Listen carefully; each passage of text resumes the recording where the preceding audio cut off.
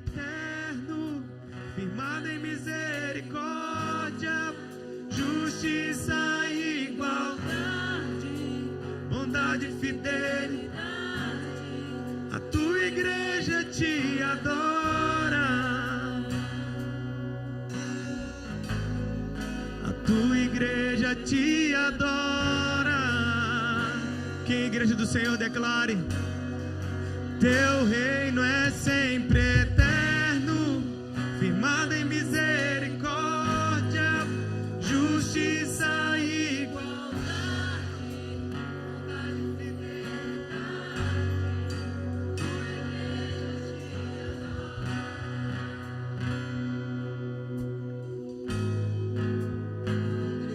te adora. Dê a mão ao pessoal mais próximo de você, em nome de Jesus, para nós orarmos.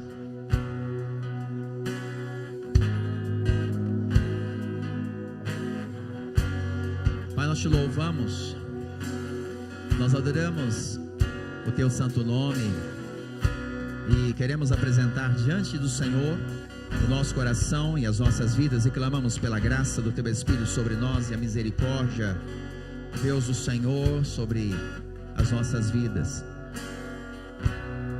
Fala, Senhor, ao nosso coração, por intermédio, papai, da tua palavra, como o Senhor já tens feito através das ministrações, das canções.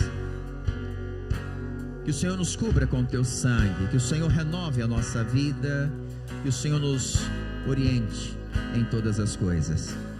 Nós te louvamos, nós bendizemos o teu santo nome, porque o fazemos com louvor e gratidão no nosso coração, em nome do Senhor Jesus, amém, aleluia. Aplauda ao Senhor Jesus, aleluia, glória a Deus, aleluia. Antes que você se assente, dê um abraço bem gostoso na pessoa que está ao lado de você, atrás de você, à sua frente. Diga para ele: que bom você estar aqui nessa noite, em nome de Jesus. Aqui nessa noite, para nós podermos louvar e adorar o nome do Senhor Jesus. É um grande prazer estarmos recebendo cada um dos irmãos nesta noite, amém?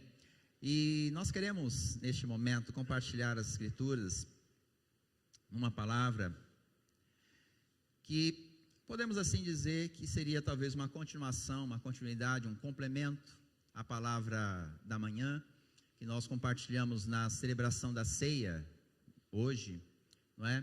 E também há um complemento à palavra de terça-feira no Tadel, não é? Hoje pela manhã nós falamos a respeito de uma vida de santidade, compartilhamos a respeito de nós vencermos a nossa própria carne, as lutas internas, as lutas que nós enfrentamos conosco mesmos, além de nós lutarmos contra o diabo e os seus anjos, não é? Porque a nossa luta não é contra a carne e o sangue. No aspecto externo, a nossa luta é contra os principados e potestades, mas ela não deixa de ser uma luta contra a carne e o sangue no sentido interno, quando nós lutamos contra a nossa própria carnalidade, quando nós lutamos contra a nossa própria concupiscência. Então, essa luta interna, ela de fato é contra nós mesmos, contra a nossa carne, contra os desejos da carne, contra os desejos pecaminosos, que muitas vezes domina a nossa mente e o nosso coração. E foi sobre isso que nós compartilhamos pela manhã, na celebração da ceia do Senhor, quando nós falamos a respeito da vida espiritual. E eu gostaria de, nessa noite, para nós iniciarmos, eu gostaria de fazer uma pergunta, uma vez que nós falamos nesta manhã a respeito de termos uma vida espiritual, transmitimos a respeito do conceito do que é ter uma vida espiritual, e até de certa forma um pouco diferente do que nós habitualmente temos como um conceito de vida espiritual. Mas deixa eu perguntar para você, você está satisfeito com a sua vida espiritual? Você está satisfeito com a vida espiritual que você tem, com a intimidade, com o relacionamento que você tem atualmente desenvolvido com Deus, com o Espírito Santo? Você está satisfeito com a sua vida espiritual? Sim ou não? Não? Você gostaria, então, de que algo novo acontecesse na sua vida espiritual? Você desejaria de passar por uma renovação espiritual, de ter uma vida espiritual transformada, mudada, diferente, a que você atualmente tem experimentado? Sim? E a maioria realmente das pessoas, e quando nós falamos de uma pesquisa, pensamos de uma pesquisa feita especificamente com líderes, não é? Com pessoas que ministram, com pessoas que teoricamente têm uma pegada na ministração, na pregação, na leitura, no estudo, de preparar palavras para compartilhar com outras pessoas. Uma pesquisa feita com esse tipo de pessoas, com esse grupo de pessoas dentro da igreja, revelou que a maioria deles, uma boa parte deles, não é, se encontravam insatisfeitos com a sua vida espiritual atual.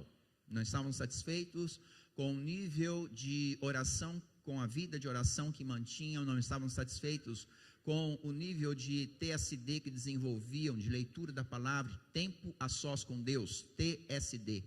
Não estavam satisfeitos com a comunhão e a intimidade que desenvolviam com Deus, a maioria. E eu gostaria de questionar você, mais uma vez. Que características você enxerga em pessoas que desejam mudanças na sua vida? Que tipo de características você enxerga em pessoas que desejam uma transformação na sua vida, mudanças na sua vida? Eu gostaria que você compartilhasse com a pessoa que está ao seu lado rapidamente. Que características você vê em pessoas que anseiam por mudanças? Que características você enxerga nessas pessoas? Você pode ter você mesmo como base, né?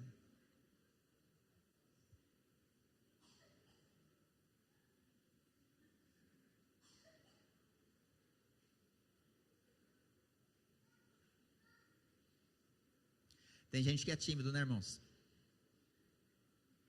Mas os que conseguiram compartilhar, alguém pode me ajudar? Que característica você enxerga em pessoas que querem mudança? Como? Humildade. Oi? Atitude? Obediência? Coragem? Precisa de coragem mesmo. Oi? Sofrimento. Crescimento. Insatisfação.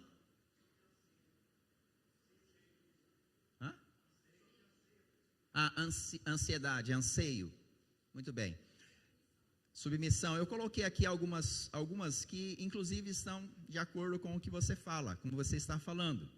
A primeira que eu coloco como uma característica de pessoas que desejam mudança na vida é justamente não estar satisfeito com a vida que tem. Não estar satisfeito com a condição que está vivendo ou desenvolvendo. Uma outra coisa que eu percebo em pessoas que desejam mudanças na sua vida é uma forte abertura de transformação, ou seja, elas estão dispostas, um nível de disposição muito alto, de algo novo na vida, de transformação realmente, de romper paradigmas. E diante disso, eu gostaria de compartilhar com os irmãos a respeito de algumas características para que a nossa vida espiritual, ela possa de fato ser renovada, ela possa de fato ser transformada. Eu convido então você a abrir sua Bíblia em Romanos capítulo 12, nós vamos ler verso 1 e 2, embora a nossa ênfase vai ficar no verso 2. Romanos capítulo 12, 1 e 2. Se você encontrou, à medida que você for encontrando, pode colocar de pé.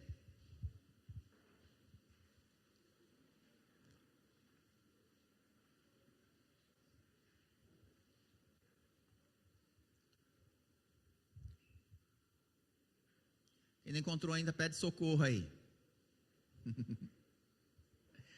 Rogo-vos, pois, irmãos, pelas misericórdias de Deus, que apresenteis o vosso corpo por sacrifício vivo, santo e agradável a Deus, que é o vosso culto racional, e não vos conformeis com este século, mas transformai-vos pela renovação da vossa mente, para que experimenteis qual seja a boa, agradável e perfeita vontade de Deus. Amém? Pode sentar, amados.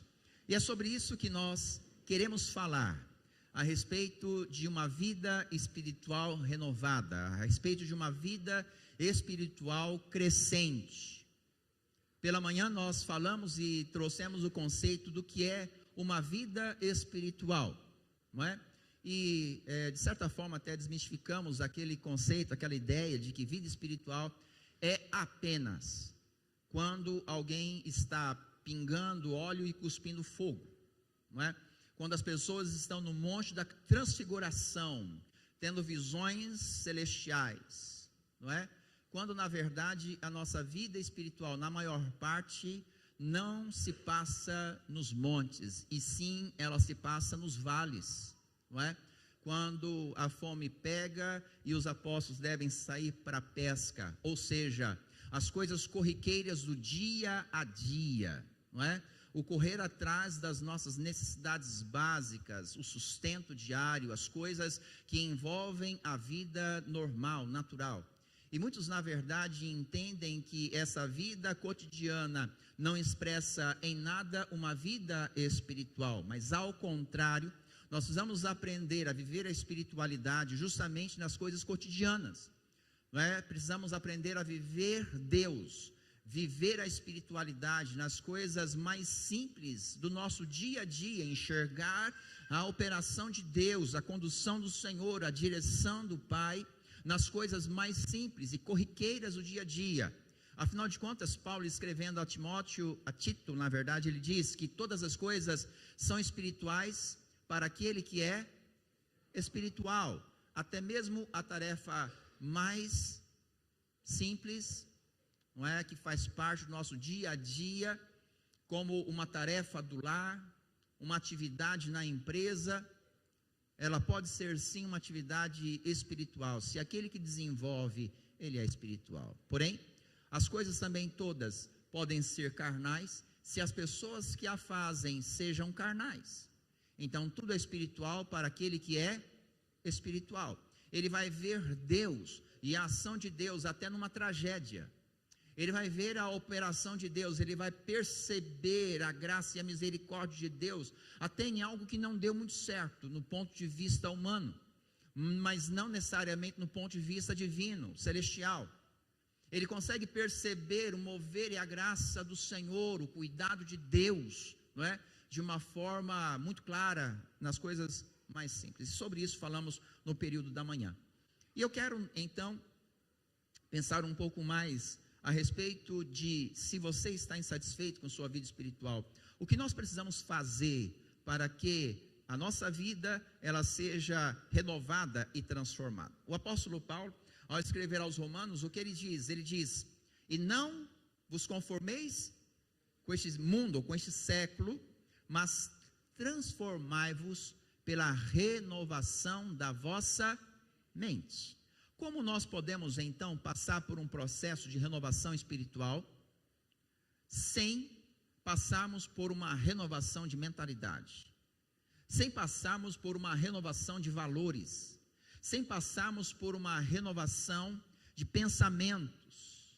Naquilo que nós pensamos é aquilo que dirige e orienta a nossa caminhada, que orienta a nossa vida.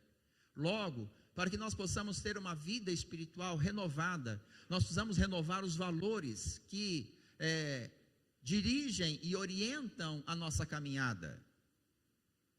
Renovação da mente é o caminho para uma renovação espiritual. Agora, como nós podemos passar por esse processo de termos a nossa mente em renovação? Porque a renovação, ela tem que acontecer todo dia, irmãos. Uma renovação de hoje, ela serve para hoje. Ela é base para o amanhã. Mas amanhã eu preciso novamente de que, irmãos? De sermos renovados. Tá certo? Precisamos de uma nova limpeza, precisamos de uma manutenção todos os dias. É como o serviço doméstico de casa. Você varre a casa apenas uma vez na semana. Passa pano nela apenas uma vez na semana. Amém, irmãos? Amém, irmãs? Pode ver quem falou foi homem. E foi o Johnny ainda, eu te dedurar. É todo dia. Todo dia. Do contrário, como é que vai ficar a casa? Suja. Para que ela esteja limpa, renovada, você precisa da manutenção todo dia. A nossa mente também é assim. Nós precisamos de renovarmos as nossas mentes também todos os dias. Sem renovação da mente, não há renovação espiritual. Sem renovarmos os nossos valores, não existe uma melhora na vida espiritual. A nossa vida espiritual, ao invés de ser crescente, torna-se decadente. E se queremos mudança, é fato que nós queremos mudança para quê? Para pior ou para melhor? Então precisa limpar a mente. Precisamos dar manutenção àquilo que pensamos, ou àquilo que permeia os valores que guiam os nossos passos, a nossa vida. Renovação da mente. Agora, como nós podemos renovar a nossa mente? Primeira coisa, não vos conformeis com este século. A primeira coisa que nós destacamos no texto é, para quem Paulo está escrevendo? Qual é o destinatário de Paulo?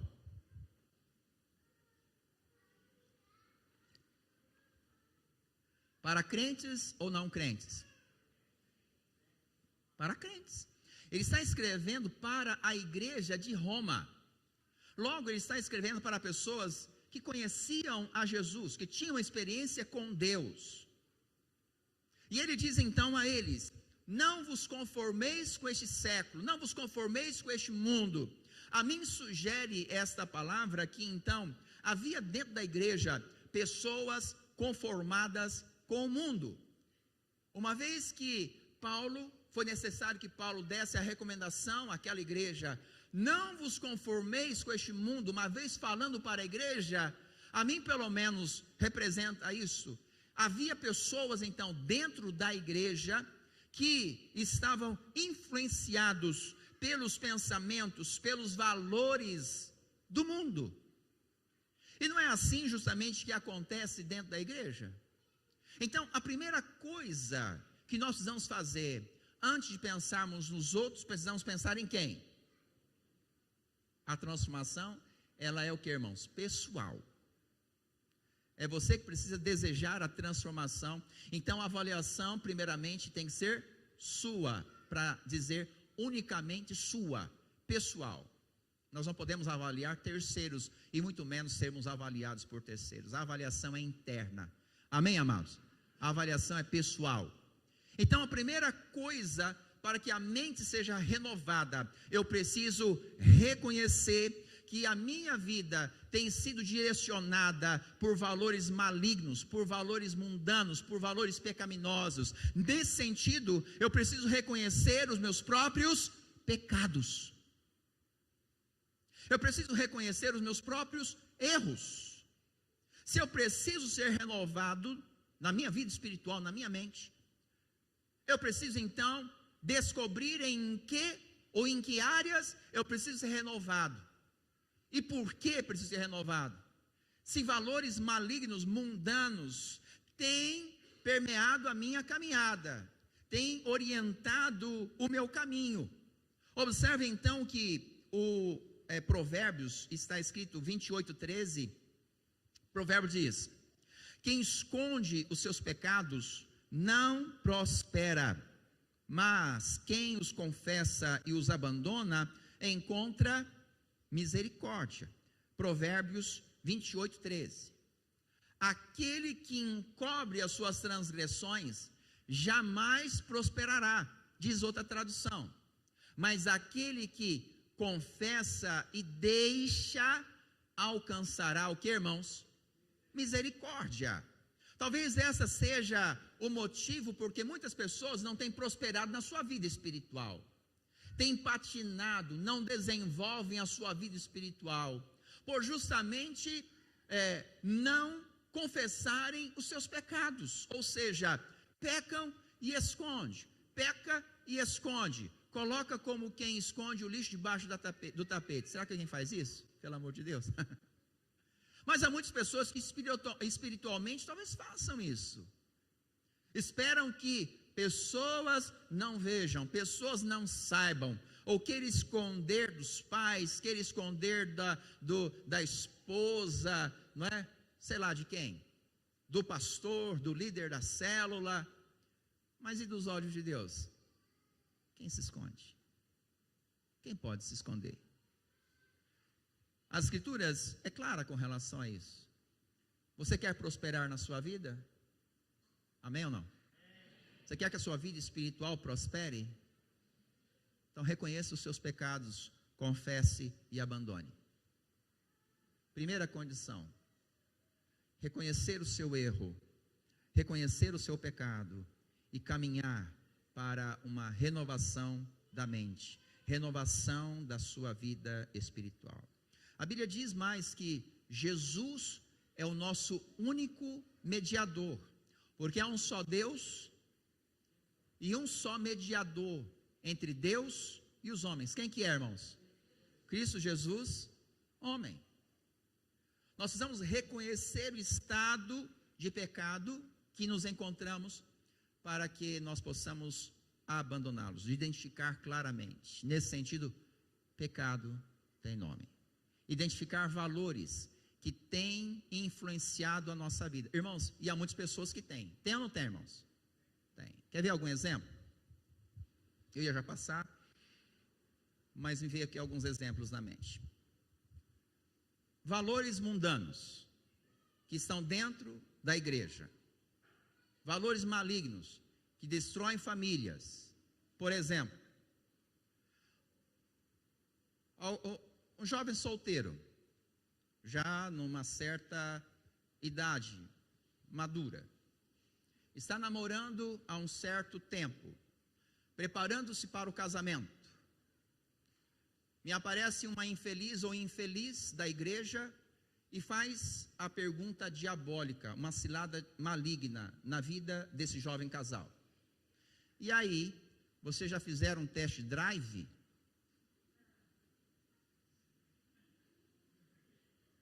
Vocês já experimentaram como é que é? Para ver se vale a pena chegar ao casamento? Que pergunta dos infernos é essa? Nós rimos, mas na verdade nós temos que chorar, irmãos. Porque são perguntas feitas dentro da igreja, irmãos. Que vergonha. Valores malignos, mundanos, diabólicos, destroem família. E como, irmãos, pessoas da igreja, dentro da igreja, têm cara para fazer essa pergunta? Para considerar uma atitude pecaminosa, diabólica, dos infernos, que vai destruir o jovem casal?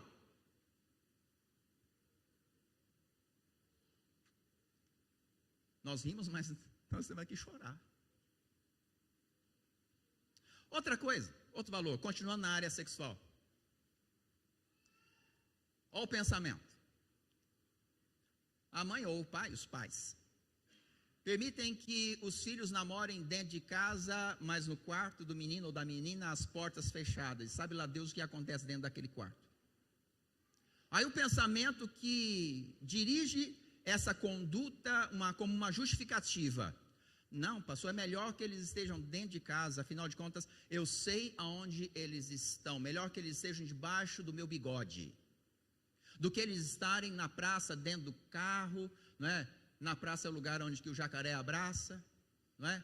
Que pode acontecer qualquer coisa lá. A justificativa é de segurança, a justificativa é numa sociedade contemporânea, moderna, não é? Onde os relacionamentos são abertos, a conversa de sexo em casa é tranquilo, é normal, né? Os pais ou geralmente a mãe aconselha a filha: ó, sexo tem que ser seguro, tem que ser com camisinha, se cuida, minha filha, para não ficar grávida. E a vida espiritual?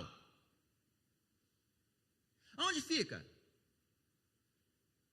Valores mundanos que entram dentro dos lares familiares, como se fosse algo natural, normal.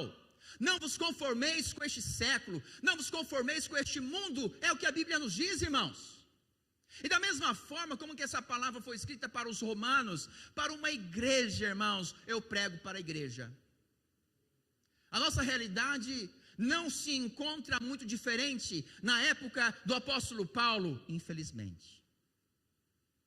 Às vezes me parece pior, embora que as coisas também na época de Paulo não era nada fácil, as coisas lá também não.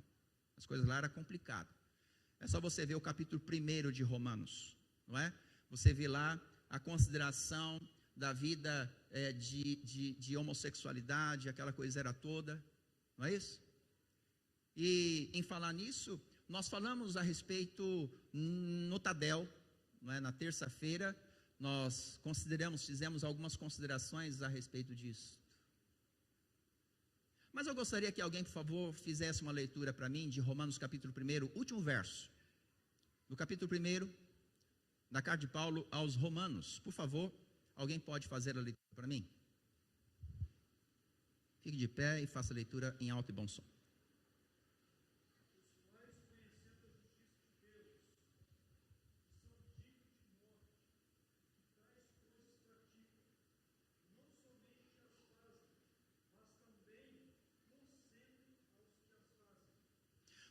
Qual que é o contexto do capítulo 1?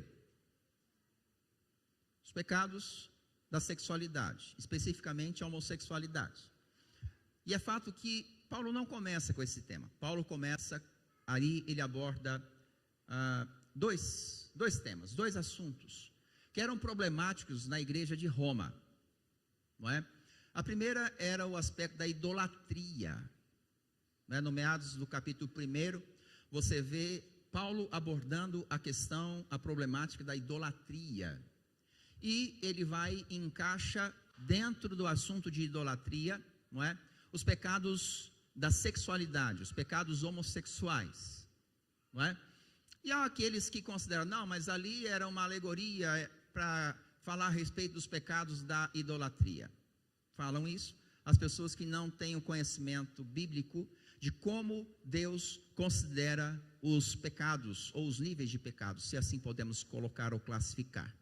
O pecado da idolatria está no mesmo pé de igualdade nos pecados de sexualidade, da prostituição, da promiscuidade e de tudo.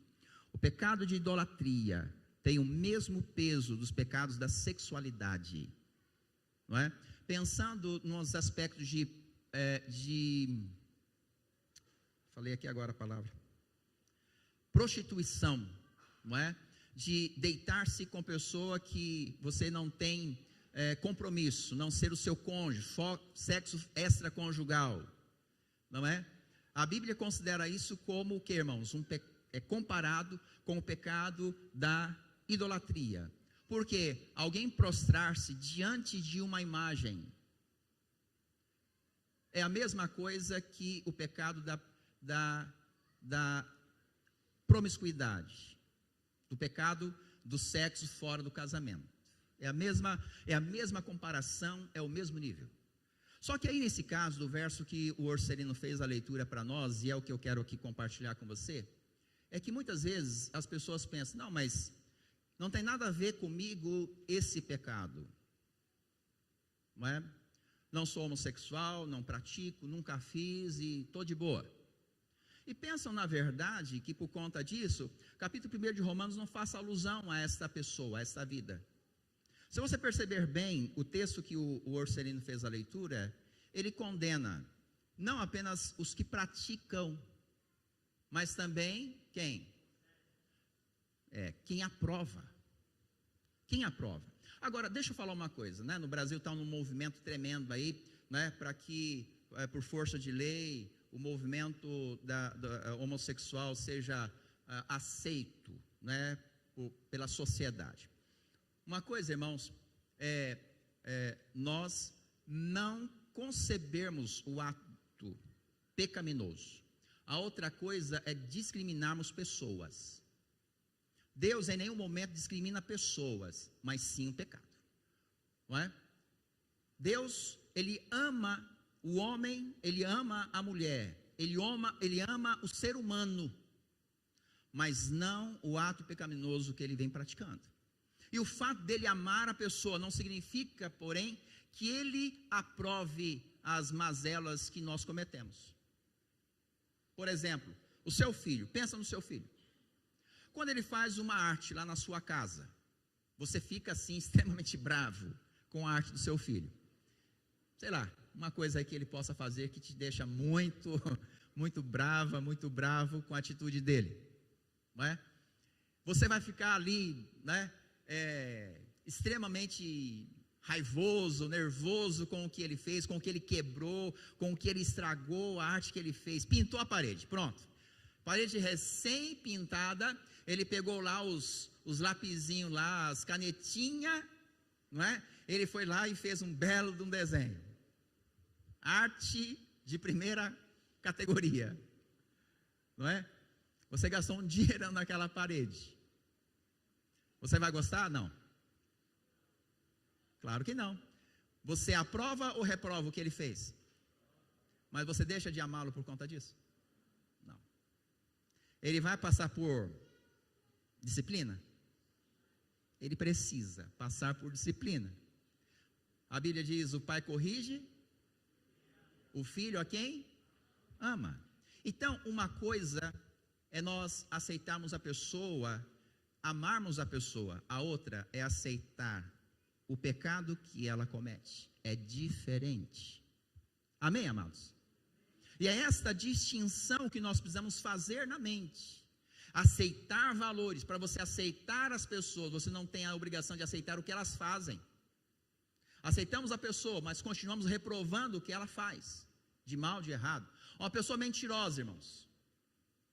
Nós podemos amar as pessoas sem aceitar as mentiras, sem aceitar as fofocas que ela faz. Sim ou não, irmãos? Exatamente.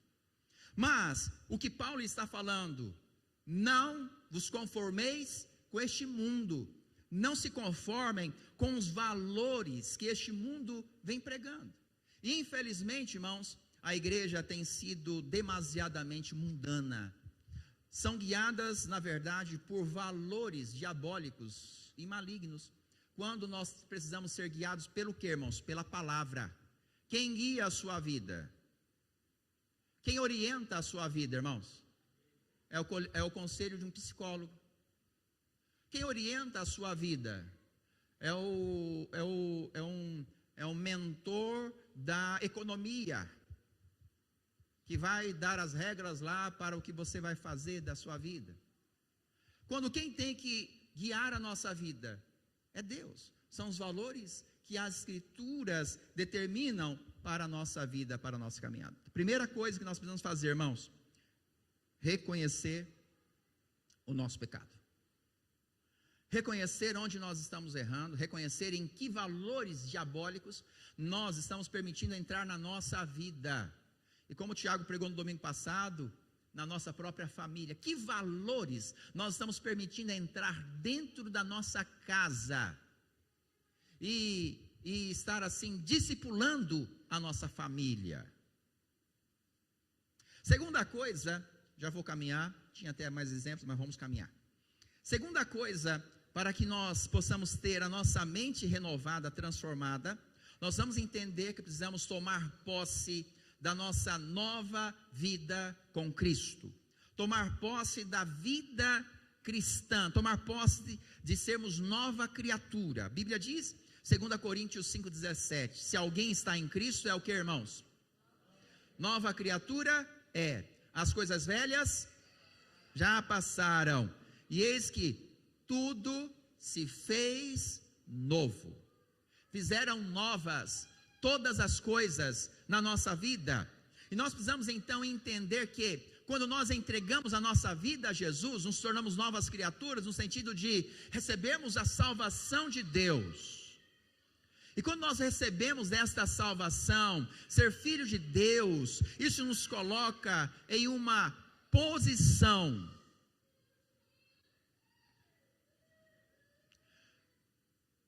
Nos coloca numa posição diante de Deus. E é assim que nós precisamos entender. Quando entregamos nossa vida a Jesus e nos tornamos novas criaturas, nós nos tornamos o quê? De Deus. Nos tornamos filhos de Deus. E é esta mentalidade que nós precisamos desenvolver agora em Cristo. Nós somos novas criaturas no Senhor. Nos tornamos desta forma filhos de Deus. Amém, amados? E como filhos nós precisamos ansiar pelas coisas do Pai. E olha só uma coisa, figura que a própria Bíblia traz. Quando alguém é novo convertido, qual a figura que a Bíblia se refere a um novo convertido? Ele é o quê? Um bebê. Não é? Um bebê espiritual. Que precisa de quê, irmãos? Leitinho na boca, mamadeira, precisa ser cuidado, trocar fralda, precisa de atenção. Sim ou não, irmãos? Mas o que Deus espera de nós? Que vivamos eternamente com fralda e necessitado de mamadeira? Não. Qual que é a exigência das Escrituras para nós nesse aspecto? Que aconteça o que com a gente? Que nós venhamos a crescer até que alcancemos a estatura de varão perfeito, ou seja, até que sejamos parecidos com Cristo. Jesus é o nosso alvo. Então, nesse aspecto, uma visão divina, é inadmissível que nós permanecemos crianças. É inadmissível que nós permanecemos sem desenvolvermos a nossa vida espiritual. E você mesmo não pode aceitar isso. Nós precisamos perseguir o desenvolver, nós precisamos perseguir um crescimento da nossa vida espiritual. Eu me lembro que quando eu entreguei minha vida para Jesus, inclusive eu estava falando com o Sonho essa semana, porque eu fiz aniversário dia 30 de janeiro, irmãos. Aniversário de nascimento, novo nascimento em Cristo. Eu fiz 28 anos no dia 30 de janeiro. E eu me recordo que no dia que eu entreguei minha vida para Jesus, me recordo, né, como aconteceu a pregação do pastor Ciro, que na época era evangelista. Quando eu vim à frente, eu vim muito resoluto, não sem muita resistência, eu confesso, mas quando eu vim com muita resolução no coração, muito certo do que eu estava fazendo. Entreguei minha vida para Jesus há 28 anos atrás, quando a igreja ainda era de madeira, antes da que foi demolida, último, né, porque a de madeira também foi demolida. Entreguei minha vida a Cristo. Uma semana depois, minha primeira celebração, convertido. O culto acabou, e um grupo de irmãos falaram assim: olha, o convite dos irmãos para mim, nós vamos para o monte de oração, você não quer ir conosco? O convite não foi para ir para lanchonete comer x-salada, o convite não foi para ir para uma sorveteria, para uma pizzaria. Domingo à noite, depois da celebração de domingo, me convidaram para uma reunião de oração no monte. Eu me recordo que eu fiz 2 perguntas, ambas foram respondidas. A primeira foi: o que é esse negócio de monte? Monte de oração, o que é esse negócio? Me explicaram certinho. Segunda pergunta que eu fiz foi: precisa disso? A resposta foi simples e muito curta: sim, precisa. Então vamos, respondi. E fui. Uma semana depois de ter entregue minha vida para Jesus, minha primeira experiência sobrenatural foi no monte de oração. E daquele dia em diante eu passei então a descobrir uma vida espiritual extraordinária. Comecei a a experimentar uma vida com Deus que eu nunca havia imaginado que seria possível de uma pessoa viver com Deus. De forma que toda semana eu ia atrás de alguns irmãos. Dia de semana, eu falava, irmãos, vamos no monte hoje orar? Aí os irmãos falavam, não, hoje é terça-feira. Aí eu ia no outro dia, vamos no monte orar? E as pessoas falavam, não, hoje não, deixa para sábado. Né? Até que chegou um dia, e isso passou um bom tempo, né? Talvez uns 2 meses. Alguém falou, não, hoje nós também não vamos, isso num sábado. E então, né, triste, porque eu havia feito uma expectativa que nós iríamos naquele dia orar, íamos buscar a presença de Deus, nós iríamos chorar na presença de Deus, nós iríamos ali estar diante de Deus. Eu fiquei frustrado, porque os irmãos falaram, não, nós não vamos hoje. Peguei minha moto, subi na moto, Major Amarante, daqui para lá, né, indo em direção à minha casa, passei ali na praça, né, praça Ângelo Spadari, passei em frente dos locais que antigamente eu frequentava, Baturité, Crocodilos Disco Clube. Ué, vocês estão rindo? Ué. Eu ia nesses lugares aí, balada. Só não era mais a época da Brilhantina. A Brilhantina já tinha passado, por favor. E eu passei, irmãos, com a minha moto a 20 por hora. Eu vi as mesmas pessoas, fazendo as mesmas coisas, sentado nas mesmas mesas. E eu há 3 meses quase, nunca mais tinha voltado nem para passear na Major Amarante. E quando eu olhei aquelas mesmas pessoas, fazendo aquelas mesmas coisas que antigamente eu também fazia, eu pensei, o que eu estou fazendo aqui? Eu vou para o monte, interessa, não tem ninguém, Jesus vai comigo. Eu fui sozinho, primeira vez que eu fui no monte buscar a presença de Deus sozinho. Eu fui, e eu descobri uma nova dimensão em Deus. Descobri que eu podia buscar Deus, não dependendo de pessoas, sem depender de violão, sem depender de alguém me levar, sem depender de pessoas. Eu descobri que a minha vida espiritual não dependia de pessoas, ela dependia apenas de mim, de eu querer viver na presença de Deus, de eu querer viver a graça de Deus. E a partir daquele dia, sabe o que aconteceu? Eu deixei de ser um crente chato. Eu acho, pelo menos, né? Pelo menos eu achava. Pelo menos não fiquei mais no pé dos irmãos para irmos no monte, vamos no monte. Não. Eu fazia o convite. Se as pessoas fossem, estava bem. Do contrário, eu não ficava mais triste, porque as pessoas não iam mais. Embora que eu tinha um companheiro de oração. Muitas vezes, nós fomos em 2 pessoas orar no monte. E você pensa que isso me encarbonhava? Você pensa que isso me entristecia? Pelo contrário, irmãos, não tinha dificuldade nenhuma. Ao contrário, quando vai muita gente, eu tenho dificuldade. Você fica preocupado. Por que o cara não está orando? Por que o cara não está buscando? O que está acontecendo? Irmãos, isso quebra todo o clima. Não é? E muitas vezes eu fui no monte, sabe com quem? Pastor Itamar, ele era meu companheiro de oração. Muitas vezes, nós íamos, compartilhávamos a palavra, a nossa visão a respeito de Deus, e aquilo ia crescendo na nossa vida. Juntamente a isso, irmãos, eu comecei a ler as Escrituras Sagradas, a descobrir uma leitura tremenda, transformadora. Eu tinha já um certo hábito de leitura, eu era assinante de algumas revistas, meu irmão da mesma forma, de algumas revistas, eu já tinha uma certa prática em ficar lendo alguns artigos, não é? Mas quando eu li a Bíblia, a leitura era diferente. A leitura da Bíblia era uma leitura transformadora. Aliás, a minha conversão aconteceu lendo a Bíblia. Eu li a Bíblia para minha mãe, não é? Não contente em ler a Bíblia somente para mim, eu tinha que ler a Bíblia para minha mãe. E eu continuei lendo a Bíblia, descobrindo coisas nas Escrituras Sagradas, não é? Que eram revelações profundas de Deus para a minha vida. E assim eu fui desenvolvendo, crescendo. O primeiro ano eu descobri a escola bíblica dominical. Irmãos, para mim foi uma grande luta. começar a ser um aluno da escola bíblica dominical. Mas também depois que eu comecei a ser um aluno da escola bíblica dominical, nunca mais deixei.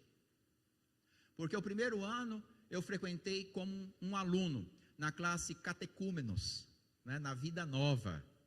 Mas no ano seguinte eu estava já como segundo professor da classe, não é? E foram poucas as vezes que eu estive na nossa escola bíblica dominical como aluno, mas eu estive algumas vezes, não é? E foi assim um ambiente de crescimento, de desenvolvimento na minha vida. E é isso que nós precisamos pensar e perseguir, para que nós possamos estar com uma vida em ascensão, não é? Uma vida que é desenvolvida na presença de Deus. Eu pergunto para você, quantos anos você tem de novo nascido? Quantos anos você tem de experiência com Deus? Quantos anos você tem que conhece a Jesus? Conheço a Cristo há 28 anos. Me converti nesta igreja. Fui formado nesta igreja. Fui consagrado nesta igreja. E esta igreja eu estou pastoreando. Há 28 anos atrás, com 10 anos de convertido, eu fui consagrado ao ministério da palavra. Então sirvo na igreja há 18, não é? Há 18 anos como pastor consagrado. E graças a Deus, não é? Sempre estive na presença do Senhor. Eu tenho hoje mais tempo com Deus do que com o mundo. Me converti com 19 anos. Então você consegue já fazer as continhas da minha idade. Tem gente até fazendo conta já. Eu amo ser de Deus. E não existe melhor coisa para nós. Amém, amados? Não existe melhor coisa para nós. Agora, quantos anos você tem de crente? Quantos anos? O nosso tempo na igreja, o nosso tempo de convertido, isso não deveria refletir no nosso crescimento espiritual? O que você acha? Sim ou não? Sim. Eu também acho isso. Mas o que acontece, muitas vezes nós temos observado, crentes de 10 anos de igreja, crentes de 15 anos na igreja, sentados, e crentes de 1 ano de igreja, 2 anos, 3 anos, ministrando na vida de pessoas que têm 10, 15, 20 anos. Não deveria ser ao contrário? A disposição não deveria ser outra?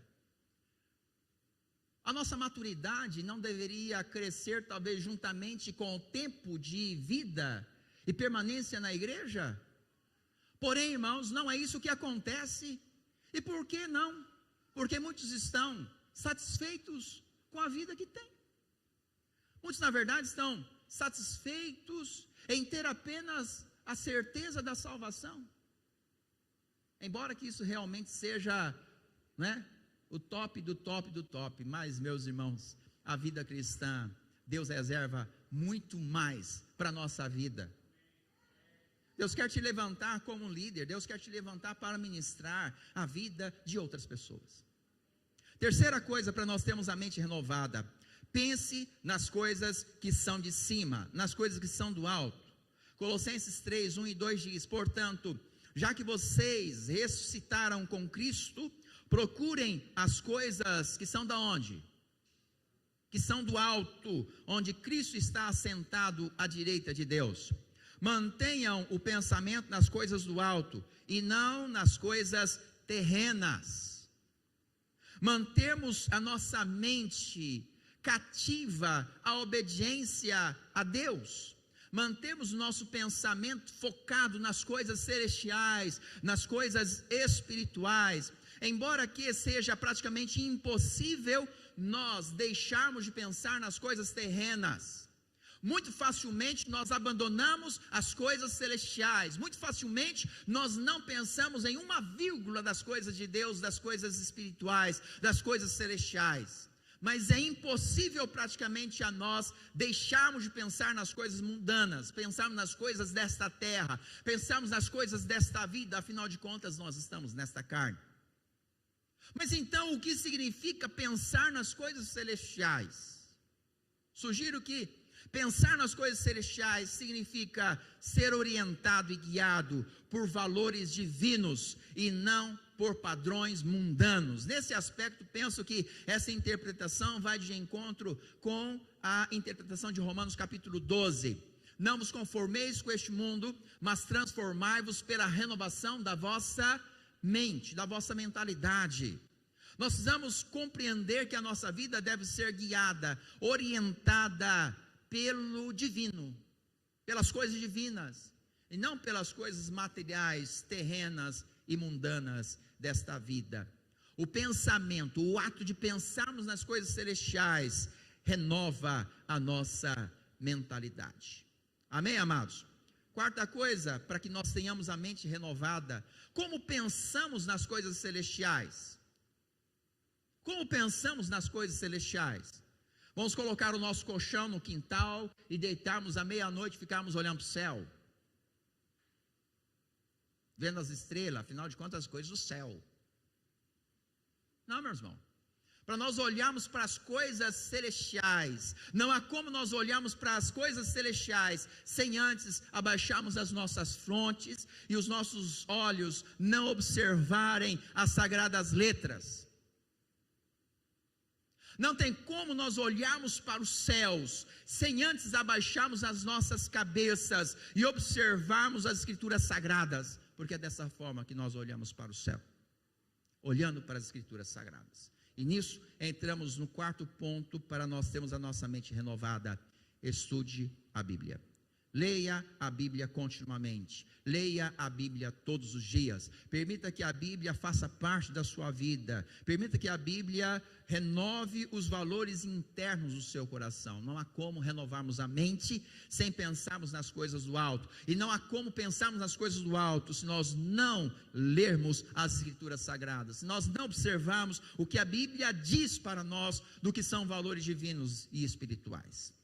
Salmos 16:7 diz: louvarei ao Senhor que me aconselhou, até o meu coração me ensina de noite. Salmo 16:7. Salmo 1 diz: bem-aventurado o homem que não anda no conselho dos ímpios, nem se detém na roda dos escarnecedores, antes tem o seu prazer na lei do Senhor, e na lei do Senhor medita de dia e de noite. A Bíblia diz mais, observe esse texto em Filipenses 4:8, irmãos, olha que texto poderoso.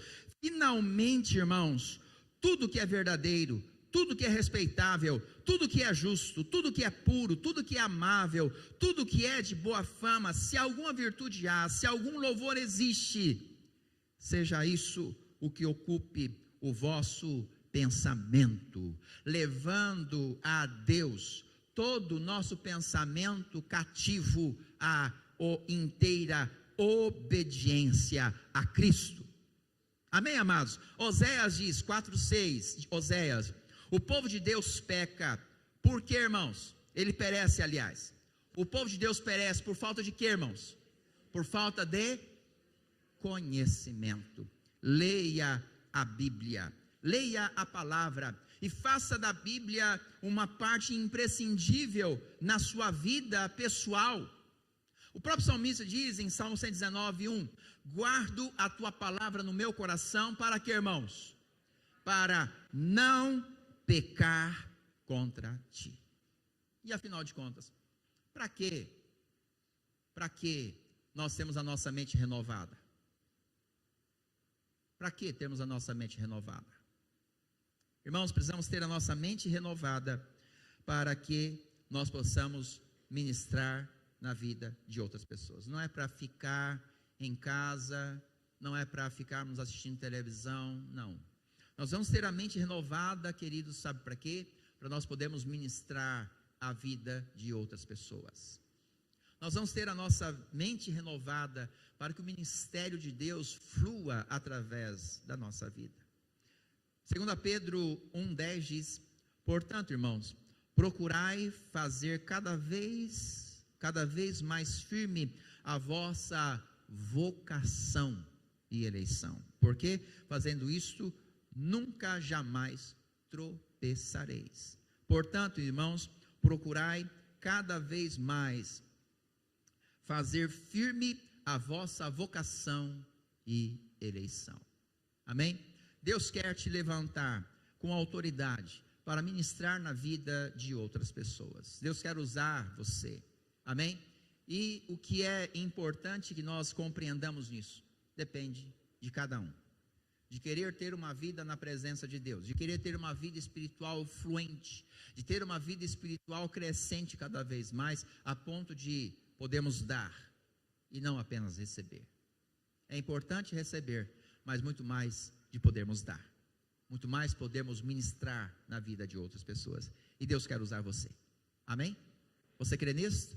Amém? Muito bem, vamos ficar de pé, irmãos, em nome de Jesus.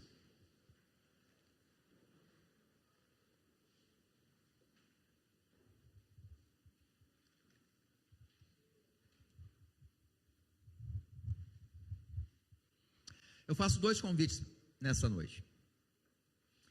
Primeiro, aqueles irmãos que desejam receber oração. Você está enfrentando alguma luta, deseja esse crescimento, desenvolvimento espiritual, sai do seu lugar e vem aqui à frente, eu quero orar com você. Segundo convite, são para as pessoas que desejam entregar a Cristo sua vida, aceitar a Jesus como Senhor da sua vida e coração. Para aqueles que querem reconciliar-se com Cristo igualmente, sai do seu lugar e vem à frente, enquanto os meninos estiverem louvando a Deus com um louvor, com uma canção. Amém? Vamos lá? Aleluia. Meu Jesus,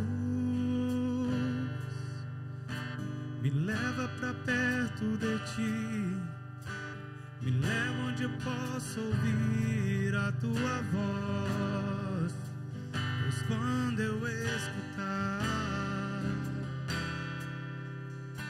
de todo o coração obedecerei.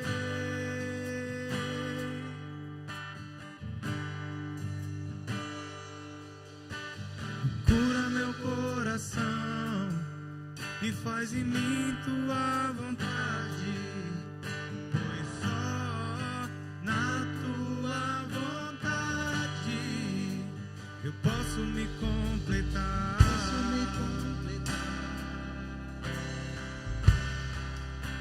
Eu posso me completar. Diga, meu Jesus, meu Jesus, me leva pra perto de ti, me leva onde eu posso ouvir a tua voz, pois quando eu escutar, de todo o coração obedecerei.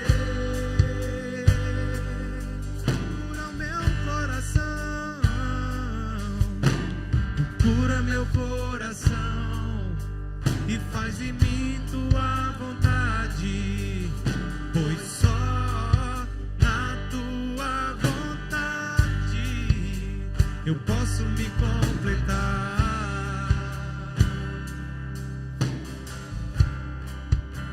Eu posso me completar.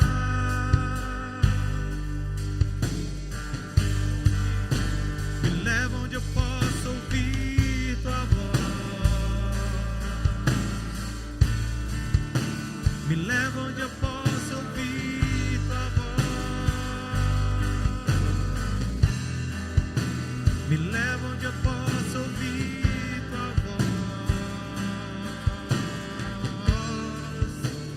aos seus pés, me leva onde eu posso ouvir tua voz, me leva onde eu posso ouvir tua voz,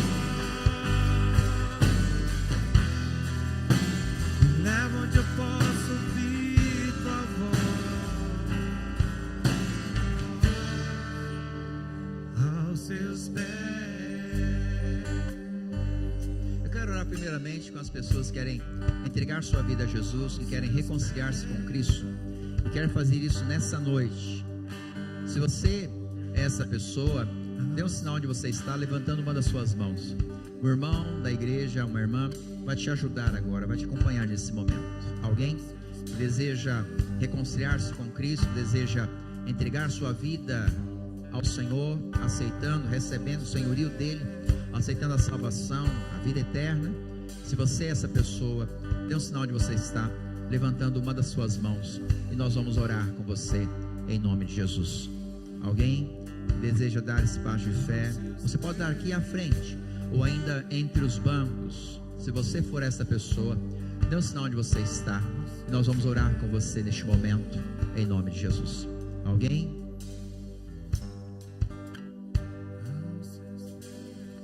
Aleluia. Não há? Amém. Que Deus te abençoe em nome de Jesus. Vamos orar com os irmãos que estão aqui à frente. Coloque a mão sobre o seu coração. Papai, em nome de Jesus, eu quero neste momento apresentar essas vidas diante do Senhor. E eu clamo nesta hora, papai, pela graça e o renovo do teu Espírito sobre a vida de cada um desses que aqui estão, dando esse passo, ó Deus, diante do Senhor, buscando renovo, uma restauração na sua vida pessoal, espiritual, familiar. Eu peço neste momento, papai, que o Senhor visite estas vidas de uma forma poderosa e graciosa, operando milagre, operando, Senhor, maravilhas.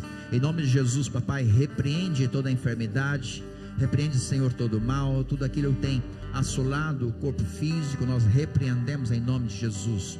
Apresentamos também, papai, aqueles que estão sendo representados nesta noite, que o Senhor possa igualmente alcançá-los de uma forma poderosa, com a tua mão de poder. Estende, papai, a tua graça e a tua unção, em nome do Senhor Jesus. Papai, nós clamamos pela misericórdia do Senhor, a atuação do teu Espírito Santo sobre cada vida aqui presente nesta noite. Papai, nós oramos com louvor e gratidão no nosso coração. Muito obrigado, agradecemos em nome do Senhor Jesus. Amém.